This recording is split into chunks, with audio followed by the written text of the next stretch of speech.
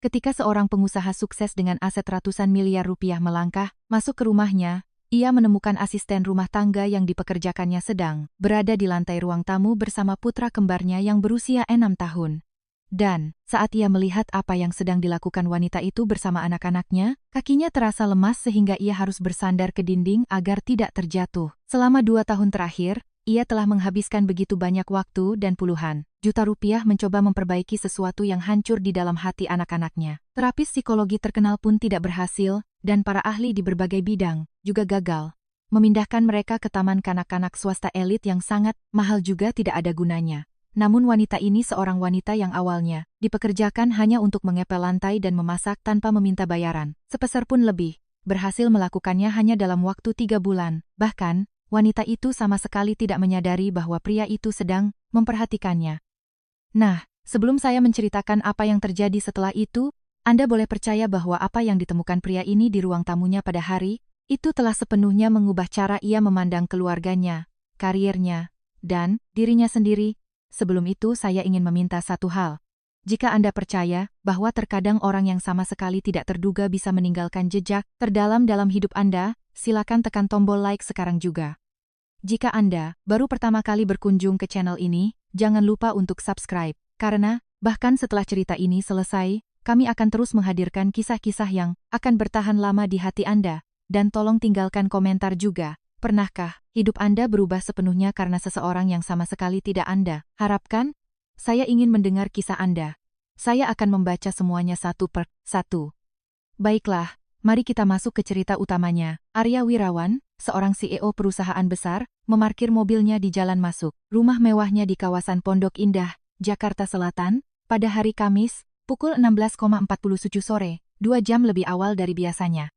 Tanpa memberitahu siapapun, ia keluar dari kantornya di SCBD dan melonggarkan dasinya di tengah kemacetan jalan tol dalam kota. Tujuan utamanya pulang lebih awal hanya satu, duduk di sofa, memejamkan mata, dan tidak memikirkan apapun sampai esok pagi tiba. Namun, saat ia membuka pintu depan, rencana itu hancur berantakan. Itu karena ia mendengar sebuah suara dari ruang tamu.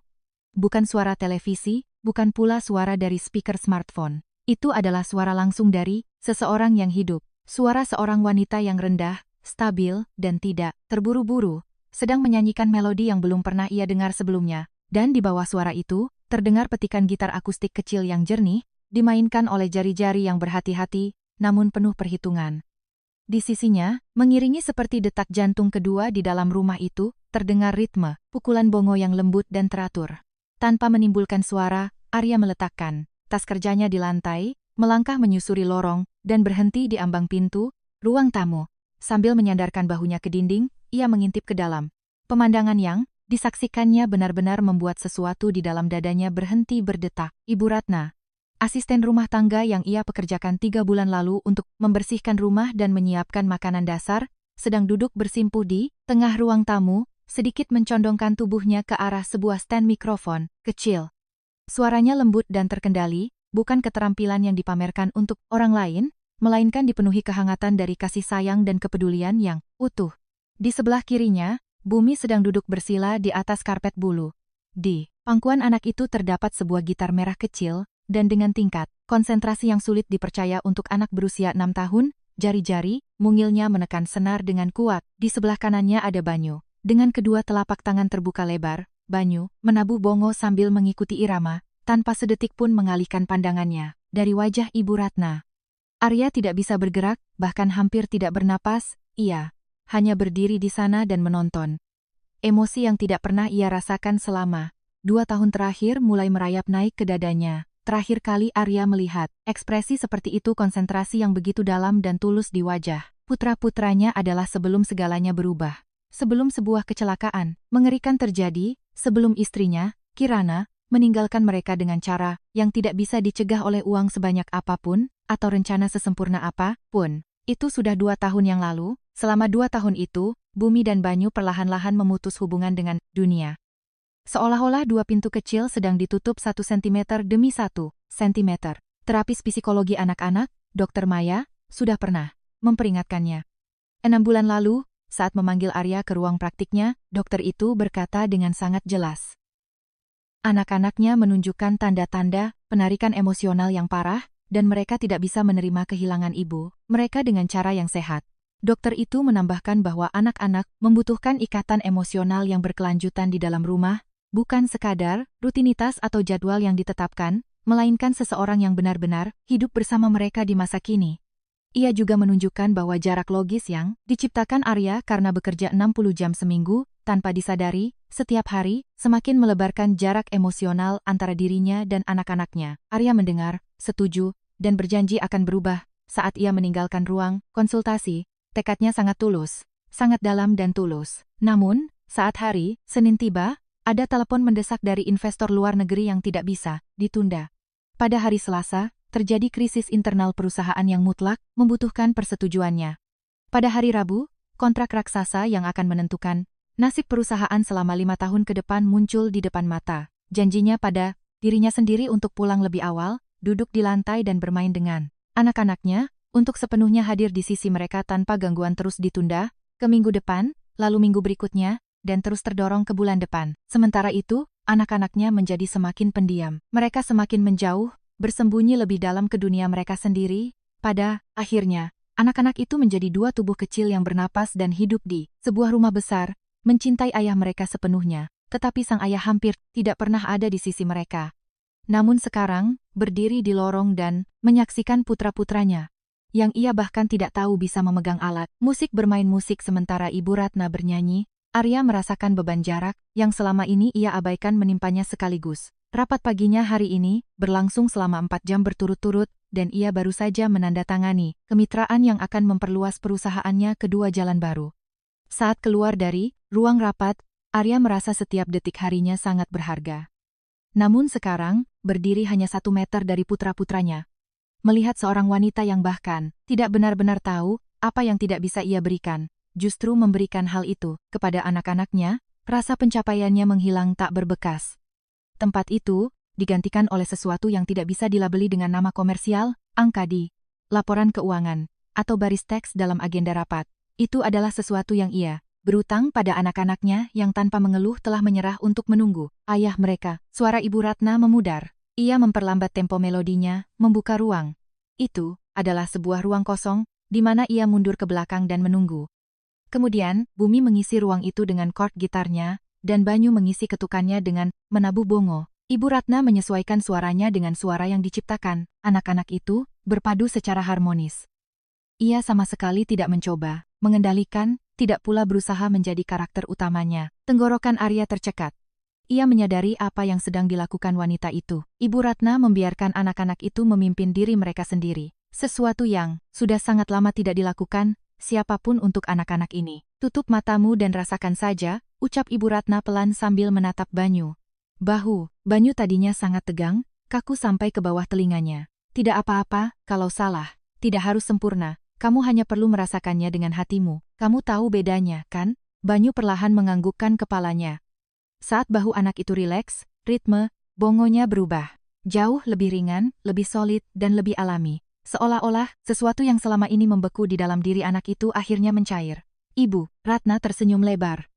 Itu adalah senyuman tanpa kepura-puraan yang hanya bisa ditunjukkan oleh seseorang yang benar-benar tahu apa yang baru saja terjadi saat melihat hati seseorang terbuka. Tepat saat itu, Bumi melirik ke arah lorong dan menyadari ayahnya berdiri di sana. Pandangan mereka bertemu sejenak di udara. Arya mengira putranya akan berhenti bermain dan memanggilnya, atau memberitahu Ibu Ratna bahwa ayahnya sudah pulang. Namun, Bumi hanya memberikan senyuman kecil yang singkat, lalu kembali mengalihkan pandangannya ke gitarnya. Senyuman kecil itu menghantam dada Arya lebih keras daripada kata-kata apapun. Karena dalam senyuman itu tidak ada apa-apa selain kepuasan yang hening. Kepuasan itu adalah emosi yang ada, terlepas dari apakah ayahnya ada di sana atau tidak. Itu adalah sesuatu yang diraih anak itu sendiri. Dalam beberapa hal, kejujuran anak berusia 6 tahun, itu jauh lebih tajam daripada kata-kata yang bisa diucapkan orang dewasa. Banyu tidak menyadari kehadiran ayahnya untuk waktu yang lama. Anak itu terlalu tenggelam dalam ritme yang ia ciptakan. Mata yang setengah terpejam. Gerakan, tangan yang mantap, tubuh kecil yang bergoyang lembut. Sulit dipercaya bahwa kepercayaan diri sebesar itu adalah milik seorang anak yang baru memulai hal ini. Beberapa minggu yang lalu, Arya menatap putranya dengan campuran rasa bangga dan jenis rasa sakit yang sangat spesifik. Itu adalah rasa sakit yang menusuk ketika Anda menyadari bahwa seseorang yang Anda cintai telah tumbuh besar dengan cepat saat Anda tidak sempat mengawasi mereka. Tanpa bersuara, Arya menempelkan tas kerjanya sepenuhnya ke dinding. Melangkah masuk ke ruang tamu terasa seperti sebuah kesalahan. Ia merasa seolah-olah ia akan menghancurkan sesuatu yang akhirnya menjadi utuh setelah sekian lama. Ibu Ratna menghentikan permainannya sejenak, bukan untuk mengakhirinya, tetapi untuk melakukan penyesuaian. Ia memutar tubuhnya menghadap Bumi. Bumi, di ketukan keempat, kamu salah menekan chord. Bumi mengerutkan keningnya. Aku pikir sudah benar. Hampir benar, kata Ibu Ratna. Tapi hampir benar dan benar-benar tepat itu berbeda. Mau coba lagi? Bumi tidak menjawab dengan kata-kata. Anak itu meletakkan kembali jari-jarinya di atas senar dengan ekspresi tekad khas yang langsung dikenali oleh Arya. Itu adalah ekspresi keras kepala yang sama persis seperti yang Arya tunjukkan saat ia menolak meninggalkan meja perundingan ketika sebuah kesepakatan bisnis gagal. Melihat sikap keras kepala yang produktif dan keengganan putranya untuk cepat berpuas diri, Arya tersenyum tipis untuk pertama kalinya sejak ia membuka pintu depan. Bumi memetik bagian itu lagi, dan kali ini ia melakukannya dengan sempurna. Banyu, tanpa kehilangan ritmenya, memukul bongo dengan keras sebagai tanda persetujuan, dan Ibu Ratna berkata, itu dia chordnya. Bumi berusaha agar tidak terlihat terlalu sombong, tetapi ia tidak bisa menyembunyikan kebanggaannya dan tertawa kecil. Permainan mereka berlanjut selama 15 menit lagi, dan Arya tidak bergerak selangkah pun dari lorong. Akhirnya, semua melodi berakhir secara alami. Ibu Ratna mundur selangkah dari mikrofon dan menatap kedua anak itu dengan ekspresi yang tenang dan tulus. Kalian berdua hari ini benar-benar luar biasa, sungguh. Banyu mengangkat kedua lengannya tinggi-tinggi dan bersorak dengan suara yang cukup keras hingga bergema di seluruh rumah. Bumi masih duduk diam, mengelus senar gitar dengan ibu jarinya, menampilkan senyuman jernih yang tidak berusaha ia sembunyikan dari siapapun. Ibu Ratna tertawa lepas. Itu bukanlah tawa sopan, yang dibuat-buat karena tuntutan pekerjaan, melainkan tawa asli tanpa dinding, pertahanan dari seseorang yang sepenuhnya hadir di momen ini dan tidak memedulikan tempat lain. Baru setelah mendengar suara tawa itu, Arya akhirnya melangkah ke ruang tamu. Saat suara sepatu kulitnya beradu dengan lantai kayu, Ibu Ratna langsung mengangkat kepalanya. Ekspresinya berubah. Bukan ketakutan, tetapi ada sedikit kebingungan yang melintas. Ia buru-buru merapikan celemeknya dan berkata, "Bapak, Arya, saya tidak menyangka Bapak akan pulang lebih awal." Arya mengangkat tangannya dengan lembut. "Tidak apa-apa, jangan berhenti. Saya sudah mendengarkan dari luar sejak tadi." Sebelum Ibu Ratna sempat menjawab, Bumi berlari ke arah ayahnya dengan gitar di satu tangan dan berkata, Papa lihat aku main gitar." Arya merendahkan tubuhnya agar sejajar dengan pandangan mata putranya, menatap wajah anak itu dari dekat, dan menjawab, "Tentu saja Papa lihat semuanya. Kamu benar-benar luar biasa. Dari mana kamu belajar semua itu?" Tanpa ragu, Bumi menunjuk Ibu Ratna. "Setiap kali Papa tidak ada di rumah, Bibi yang mengajariku setiap hari." Anak itu hanya mengutarakan fakta dengan kepolosan dan kealamian yang sempurna, layaknya anak kecil. Tanpa niat atau niat buruk apapun, ia hanya menjawab pertanyaan. Namun, Arya merasa kata-kata itu menusuk sangat dalam ke dadanya. Kalimat tenang, "Setiap kali Papa tidak ada di rumah" menusuk jauh lebih tajam daripada kritik apapun yang bisa dirangkai oleh orang dewasa dengan kosakata tercanggih di dunia. Arya berdiri dan mendekati Banyu. Banyu akhirnya menyadari kehadiran ayahnya dan sedang mengamatinya dengan ekspresi yang tidak dingin, tetapi juga tidak sepenuhnya terbuka. Itu adalah sorot mata seorang anak yang telah belajar untuk mengukur situasi terlebih dahulu sebelum mendekat. Arya perlahan membungkuk, menatap bongo tersebut, lalu dengan rasa ingin tahu yang tulus, ia mengusap permukaan kulit drum itu dengan tangannya dan berkata, "Bisa ajari Papa, bagaimana cara mainnya?" Banyu menatap ayahnya lekat-lekat sejenak. "Papa kan tidak pernah mau belajar." Sebelumnya, Arya tidak mundur atau mencari alasan. Ia hanya tetap diam di sana dan berkata, "Papa tahu. Tapi sekarang, Papa benar-benar ingin belajar." Banyu menatap dengan keseriusan yang tampak terlalu dewasa untuk wajah anak, berusia 6 tahun. Kemudian, ia meraih tangan Arya, membukanya lebar-lebar di tengah-tengah bongo, dan berkata, "Telapak tangannya harus dibuka, jari-jarinya tidak boleh ditekuk. Kalau ditekuk, suaranya jadi jelek." Arya mengikuti instruksi anaknya. Ia menabuh drum itu. Terdengar suara yang tumpul dan salah. Banyu mengerutkan hidungnya. "Bukan begitu caranya. Papa, memukulnya terlalu kaku." Anak itu memberikan contoh langsung dengan tangannya sendiri. Arya mencoba lagi. Kali ini lebih baik dari sebelumnya. Hampir benar, kata Banyu, layaknya seorang guru berstandar tinggi yang sedang mengevaluasi muridnya. Arya tersenyum diam-diam, tidak ingin merusak momen itu. Anaknya sedang mengajarinya, dan ia sama sekali tidak berniat mengganggu keseriusan yang berharga ini karena alasan apapun. Selama interaksi itu berlangsung, Ibu Ratna berdiri di sisi lain ruang tamu. Dengan kedua tangan disatukan di atas celemeknya dan sorot mata yang bersinar lembut. Saat Arya mengangkat kepalanya dan bertatapan dengannya selama sekitar 1 detik, Ibu Ratna secara alami memalingkan pandangannya dan kembali membenarkan stand mikrofon yang sebenarnya sudah diatur dengan sempurna. Arya menyadarinya, wanita itu dengan sengaja memberikan ruang bagi mereka. Ia adalah seseorang dengan kebijaksanaan untuk tahu kapan harus mundur tanpa diminta. Dan kepekaan itu tertanam dalam di hati Arya. Mereka menghabiskan waktu hampir 1 jam di ruang tamu itu. Arya belajar dasar-dasar bongo dari Banyu, dan anak itu mengajari ayahnya dengan ketegasan yang mengagumkan. Bumi memetik kor-kor baru yang dipelajarinya, dan setiap kali suaranya terdengar aneh, ia meminta Ibu Ratna untuk mengoreksinya. Ibu Ratna, dengan kesabaran yang tak tergoyahkan, selalu berada di sisinya dan membimbing anak itu dengan nada suara yang sama tenangnya. Ketika anak-anak akhirnya tertidur, Banyu bersandar di satu bahu Ibu Ratna, dan Bumi meringkuk di bahu yang lain. Alat-alat musik berserakan di lantai di depan mereka. Arya berdiri di dekat jendela, memandang taman yang gelap di luar, mencoba merapikan emosi yang dirasakannya. Ia membalikkan badan. Ibu Ratna masih duduk di lantai, menopang beban penuh. Kedua anak yang tertidur di kedua sisinya. Ia tampak damai tanpa bergerak, sedikit pun. Di wajahnya tergambar campuran antara kepedulian yang teliti, kelelahan, dan kepuasan yang hening. Arya kesulitan menatap ekspresi itu berlama-lama, karena di sana terdapat terlalu banyak kebenaran yang tidak bisa hanya diamati dari jauh, tanpa keterlibatan emosional. Arya mendekat dengan hati-hati dan berbisik, "Biar anak-anak saya yang urus. Ibu, silakan istirahat." Ibu Ratna dengan cekatan berdiri tanpa membangunkan kedua anak itu. Setelah merapikan celemeknya, ia mulai berjalan menuju area depan rumah. Sebelum wanita itu mencapai pintu, Arya memanggilnya, "Ibu Ratna." Wanita itu berhenti dan menoleh. "Sudah berapa lama anak-anak menjadi seperti itu?" "Maksud saya, pemandangan yang saya lihat hari ini," tanya Arya. Ibu Ratna terdiam sejenak. Bukan karena ia tidak punya kata-kata, melainkan keheningan dari seseorang yang memiliki terlalu banyak hal untuk dikatakan dan sedang memilih bagaimana cara merangkumnya. Akhirnya, ia membuka mulutnya. "Sejak hari kedua bulan kedua, saya mulai bekerja di sini. Setiap kali saya menyalakan radio sambil bersih-bersih, saya perhatikan Bumi selalu berdiri, mematung di dekat speaker. Jadi saya membongkar lemari penyimpanan di belakang balkon dan menemukan gitar akustik merah yang berdebu itu. Saya bertanya kepada Bumi, mau coba memainkannya." Anak itu tidak meletakkan gitarnya selama 1,5 jam. Meskipun jari-jarinya bengkak kemerahan karena menekan senar, ia tidak pernah mengeluh, sakit sekalipun. Arya tidak bisa berkata apa-apa. Wanita itu melanjutkan, "Banyu butuh waktu lebih lama.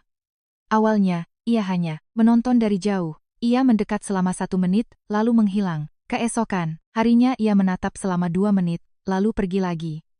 Hingga pada suatu sore, tanpa mengatakan apa-apa, Banyu duduk menjatuhkan diri di sebelah kakaknya dan mulai menepuk-nepuk lututnya sendiri, mengikuti irama sementara Bumi bermain gitar.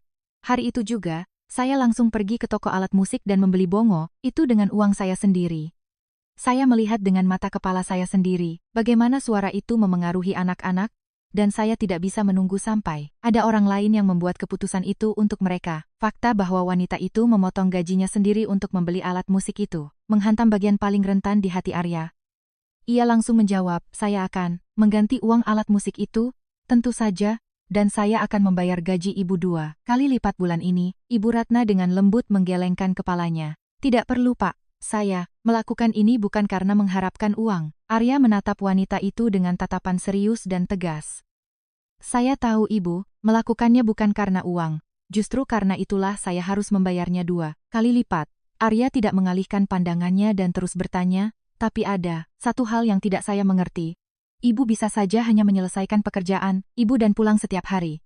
Ibu tidak perlu ikut campur dalam hal seperti ini. Tapi Ibu jelas memilih untuk tidak melakukan itu, dan saya harus tahu alasannya." Ibu Ratna menatap Arya sejenak. Ketika ia berbicara lagi, suaranya menjadi lebih pelan dan jauh lebih lugas. Saya juga punya keponakan yang mengunci pintu hatinya selama lebih dari 2 tahun setelah kehilangan keluarganya.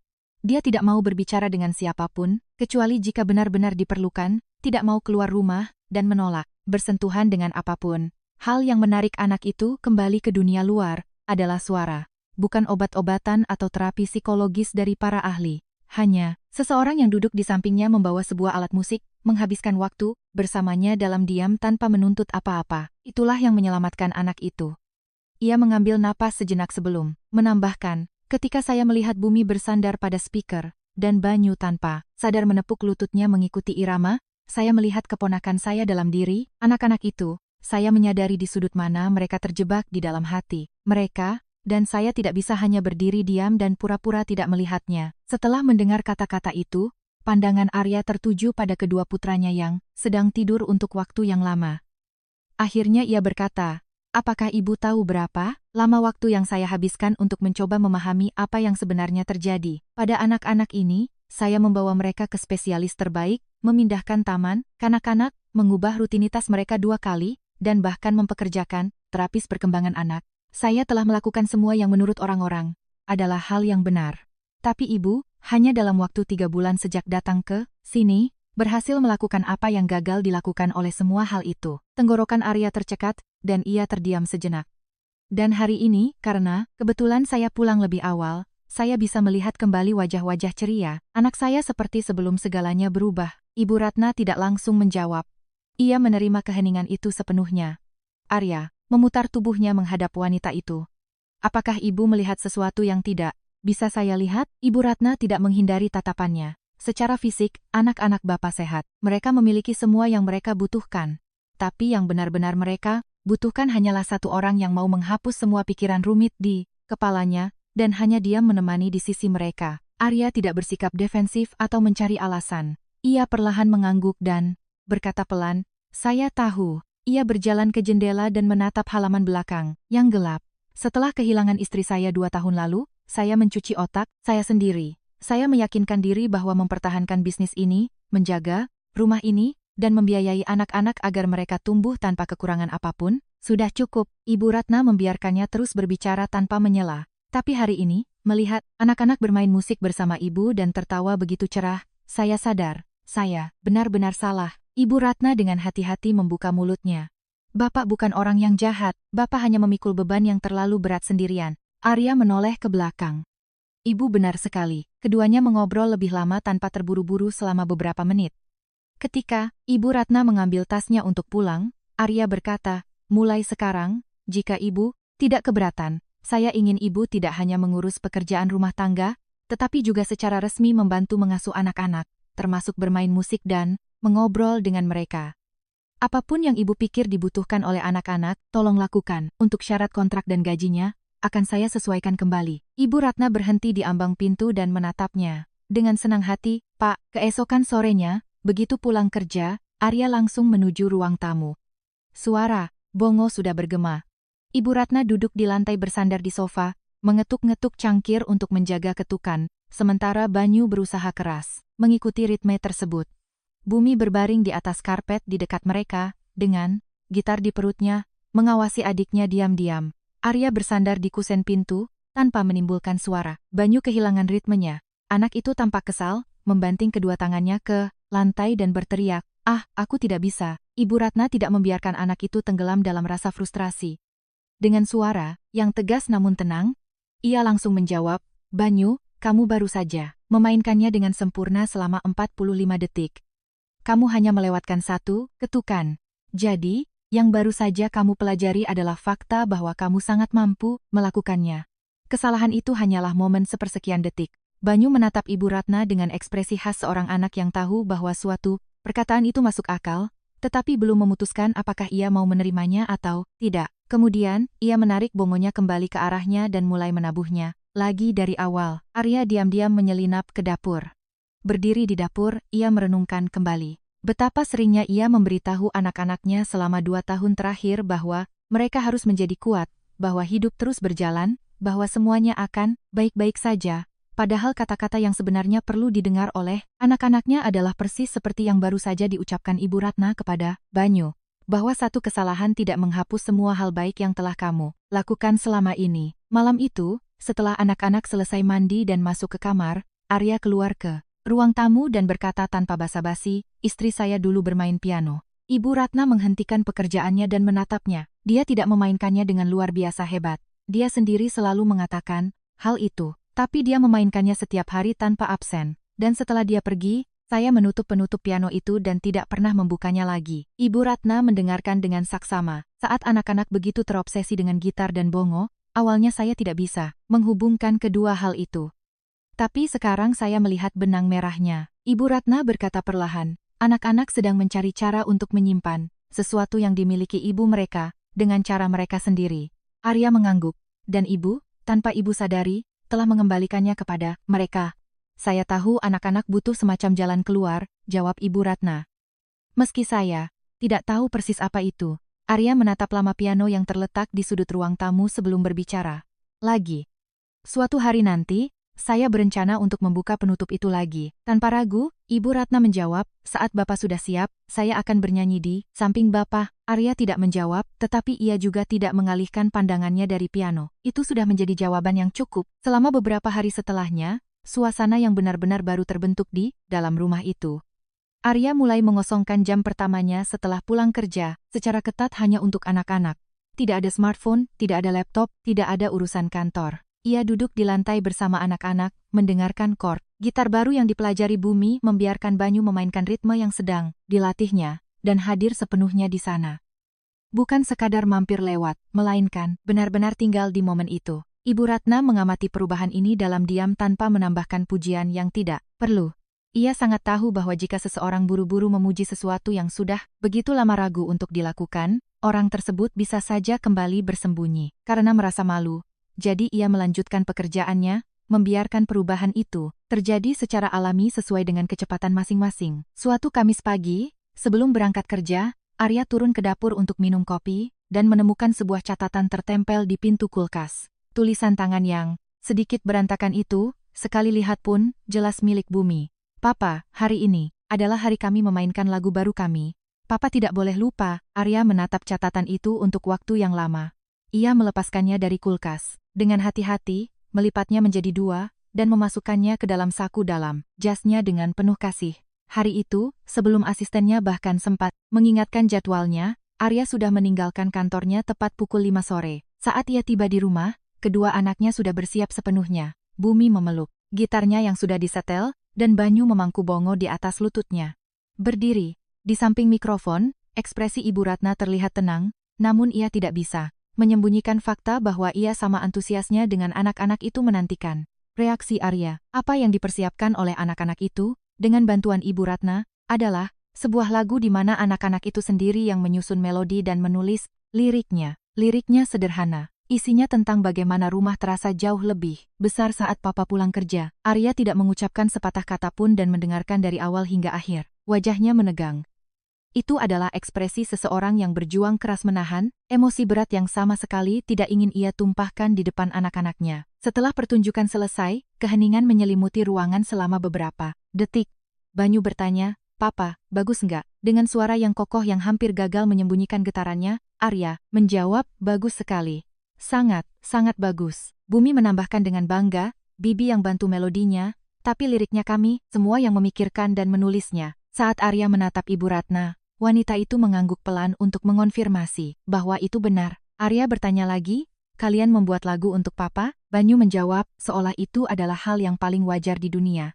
"Tentu saja, Papa kan, Papa kami." Kata-kata itu meluncur dengan begitu polos dan sederhana sehingga Arya harus memalingkan wajahnya sejenak untuk menenangkan perasaannya sebelum bisa menjawab. Ia menoleh kembali ke arah anak-anak dan berkata, "Bisa mainkan sekali lagi buat Papa?" Anak-anak itu jauh lebih bersemangat dari sebelumnya dan memulai pertunjukan. Kedua mereka, tepat pada saat itu, seperti yang sering dilakukannya setelah kakaknya meninggal, Dinda adik mendiang Kirana datang berkunjung tanpa pemberitahuan. Dinda melangkah ke ruang tamu, berniat memeluk keponakannya, namun langkahnya terhenti saat melihat stand mikrofon, gitar kecil yang bersandar di dinding, dan bongo di sudut ruangan. Tanpa berusaha menyembunyikan kebingungannya, ia menatap Arya. "Mas Arya, sejak kapan barang benar seperti ini ada di rumah?" "Sudah beberapa minggu," jawab Arya dengan tenang. Dinda melihat sekeliling dan bertanya, siapa yang membawanya? Ibu Ratna, yang bekerja di rumah kita. Dinda terdiam sejenak, lalu merendahkan suaranya agar hanya terdengar oleh Arya. Mas, aku tahu beliau mungkin orang yang baik, tapi sepertinya Mas harus sedikit lebih berhati-hati dan tidak membiarkan hal-hal semacam ini terjadi begitu saja. Di dalam rumah, Arya menatap adik iparnya dengan ketenangan sempurna yang sama sekali berbeda dari sikap defensif. Apa yang sedang terjadi di ruang tamu ini sekarang adalah keajaiban terbesar yang terjadi pada anak-anak ini dalam 2 tahun terakhir. Aku telah melihatnya dengan mata kepalaku sendiri. Ia terdiam sejenak lalu, menambahkan, datanglah hari Kamis sore minggu depan. Kamu akan melihatnya sendiri. Dinda tidak menjawab, tetapi ada perubahan kecil pada ekspresinya. Dalam sosok, kakak iparnya yang sudah lama tidak dilihatnya seperti ini, ia kembali melihat ketangguhan masa lalunya. Itu bukanlah kesombongan, melainkan ketangguhan tak tergoyahkan yang hanya dimiliki oleh seseorang yang telah menemukan kembali pusat batinnya yang sudah lama kosong. Dinda datang lagi pada hari Kamis minggu berikutnya. Kali ini ia menelepon. Terlebih dahulu, ia duduk di sofa di sebelah Arya, dan pertunjukan anak-anak pun dimulai. Bumi bermain gitar dengan keterampilan yang sangat luar biasa untuk anak yang baru belajar beberapa minggu.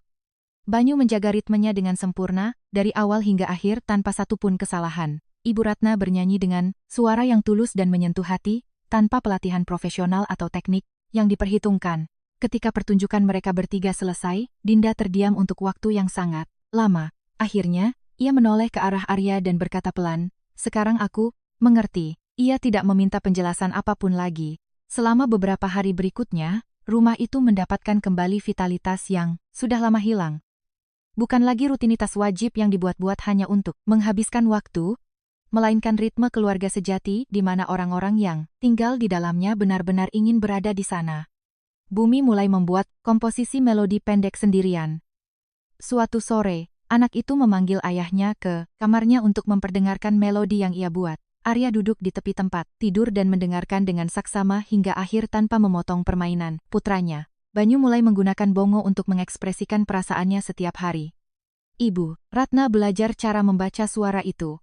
Ritme yang ringan dan cepat berarti anak itu sedang gembira, sedangkan ritme yang berat dan tidak beraturan berarti ada sesuatu yang mengganjal di hatinya.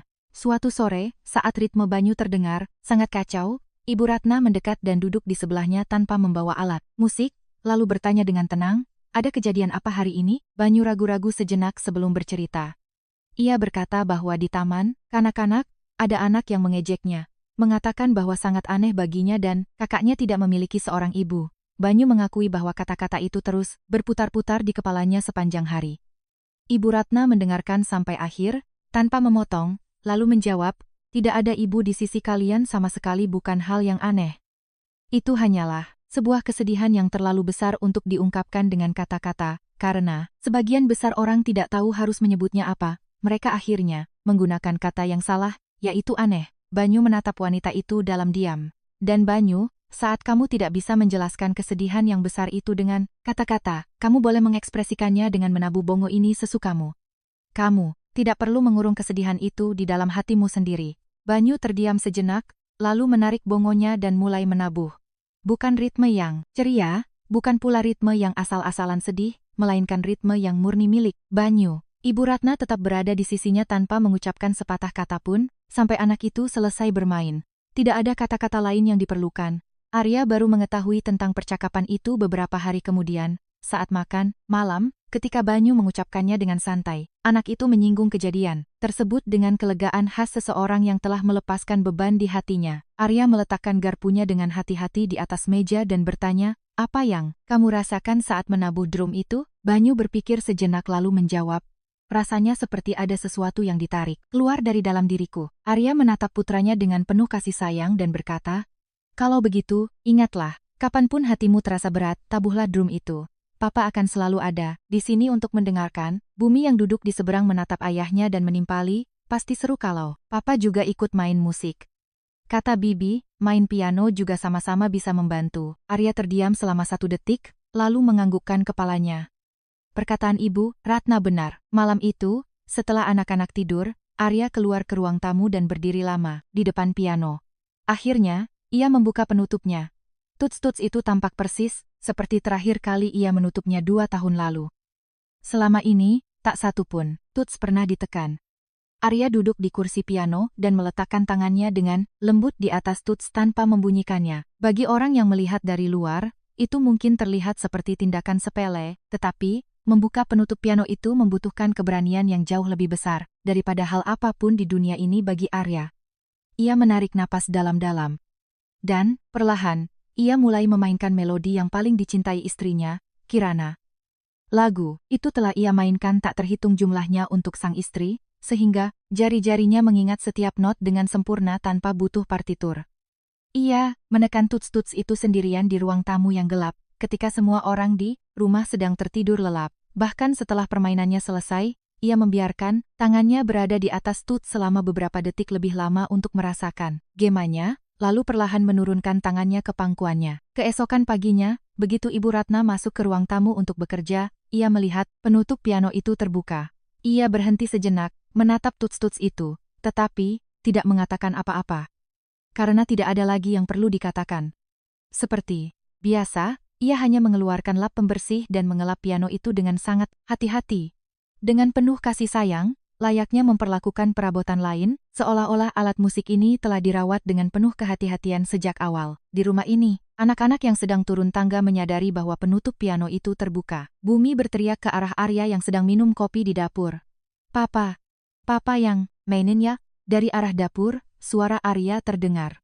Iya, Papa yang mainin. Hening sejenak, lalu Bumi berkata, bagus, benar-benar bagus. Satu kalimat paling objektif dan paling murni yang hanya bisa diucapkan oleh seorang anak kecil itu, pada saat itu, adalah penghiburan paling sempurna dan paling tepat yang tak dapat digantikan oleh siapapun. Beberapa minggu kemudian, ada pengumuman dari Taman Kanak-kanak anak-anak bahwa akan diadakan pentas seni sekolah di mana anak-anak dapat menampilkan bakat mereka. Arya bertanya kepada anak-anaknya apakah mereka ingin tampil di atas panggung. Bumi langsung menjawab, iya, tanpa ragu sedetik pun. Banyu menambahkan sebuah syarat, aku juga mau ikut. Tapi Biratna juga harus ikut. Pergi sama kita. Arya menatap Ibu Ratna. Ibu Ratna tersenyum lembut dan berkata, jika Bapak mengizinkan, saya dengan senang hati akan ikut. Tentu saja Ibu harus ikut, jawab Arya dengan gembira. Pada hari pentas seni tersebut, anak-anak bangun lebih awal tanpa dibangunkan, dan menyelesaikan latihan terakhir mereka bersama Ibu Ratna di ruang tamu. Arya menonton mereka dengan setelan jas rapi. Malam sebelumnya, ia telah memberitahu jajaran direksi perusahaannya bahwa ia akan pulang lebih awal hari ini, menegaskan bahwa ia tidak akan menerima pertanyaan apapun mengenai hal itu. Saat Bumi dan Banyu naik ke atas panggung, kedua anak itu menampilkan permainan yang begitu tenang dan fokus, membuat seluruh aula terdiam menahan napas. Bukan karena permainannya sempurna secara teknis, melainkan karena gema yang jujur dan murni yang diciptakan bersama oleh dua saudara kecil itu sepenuhnya memikat perhatian semua orang. Segera setelah pertunjukan selesai, tepuk tangan bergemuruh membanjiri kursi penonton. Banyu menampilkan senyuman terbesar dan paling cerah yang pernah Arya lihat selama 2 tahun terakhir. Bumi, yang tatapannya bertemu dengan ayahnya di kursi penonton, mengacungkan jempolnya. Tanpa berusaha menyembunyikan tenggorokannya yang tercekat menahan haru, Arya membalasnya dengan mengacungkan jempolnya juga. Di dalam mobil dalam perjalanan pulang, kedua anak itu tak henti-hentinya berceloteh, mengingat kembali setiap momen dari pentas seni tadi. Ibu Ratna yang duduk di kursi penumpang depan, merespons pertanyaan anak-anak yang tak ada, habisnya dengan senyuman yang damai dan penuh kasih sayang.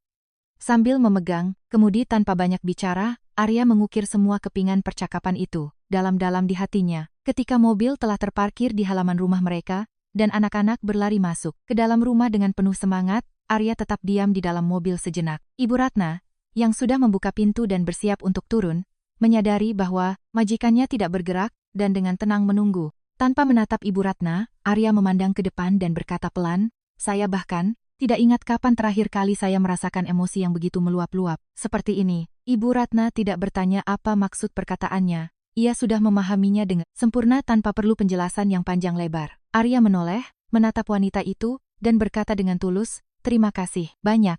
Kemudian, Arya turun dari mobil dan berjalan masuk ke dalam rumah. Untuk pertama kalinya dalam 2 tahun, tempat itu tidak lagi sekadar ruang fisik, melainkan rumahnya tempat ia akhirnya kembali seutuhnya ke dalam dekapan keluarga dalam arti yang sesungguhnya.